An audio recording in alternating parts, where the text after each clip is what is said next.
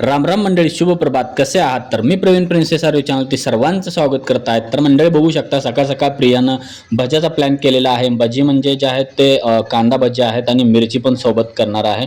तर मंडळी रोज पोहे आणि उपीट हे ते खाऊन जरा कंटाळाच आलेला होता. तर प्रियाला म्हणलं थोडं वेगळं कर. तर मंडळी प्रियाने केलेलं आहे भजी.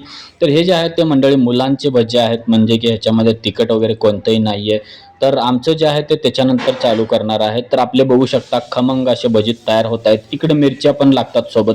मिरचीशिवाय भज्याला मजाच येत नाही. तर मंडळी बघू शकता मिरची पण आपली बनत आहे. तर मिरची झाल्यानंतर मी खायला सुरुवात करणार आहे. म्हणजे आमचा नाश्ता जो आहे ते आज कांदा आणि भजी आहे आणि मिरचीच आहे. तर मुलांचं जे भजी आहे झाल्यानंतर इकडं जे आहे ते आमचं भजी पण चालू झाले. फायनली प्लेट अशी बनलेली आहे. तर मंडळी इकडे बघू शकता ह्यांचा पण नाश्ता चालू झालेला आहे. म्हणजे की 2 दिवस झालं बाजरी इथं टाकली होती, तर आता भरून ठेवले. तर लगेच सकाळपासून यांचा नाश्ता जेवण इथंच चालू झालेला आहे. तर मंडळी आता त्यांचं झाल्यानंतर आम्हालाही भूक लागली आहे, कारण आहे आज 31 डिसेंबर. तर 31 डिसेंबर निमित्त प्रियानं काहीतरी वेगळंच काहीतरी प्लॅन बनवलेला आहे. तर इकडे बघू शकता तेल टाकलेलं आहे, कांदा टाकलेला आहे भाजायला मस्तपैकी.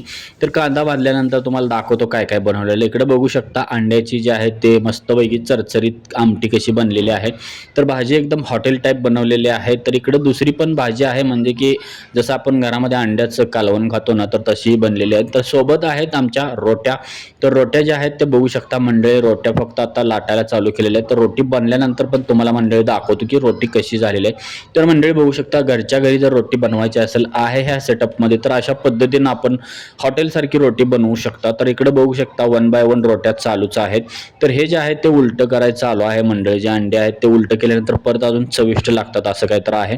तर त्याच्यामुळे प्रिया बघू शकता उलटं करायला लागलेलं आहे, म्हणजे की चांगलं शिजायचं चालू आहे. अजून हे बनलेलंच नाही मला वाटतं. तर हे बनल्या आम्ही चालू करणार आहे, म्हणजे पहिली रोटी आल्यानंतर मी तर चालू करणार आहे. तर इकडे बघू शकता मंडळी ताट बनवायला चालू झालेला आहे. कांदा पण टाकलेला आहे, म्हणजे की ताजा ताजा गावाकडनं दिलेला आहे.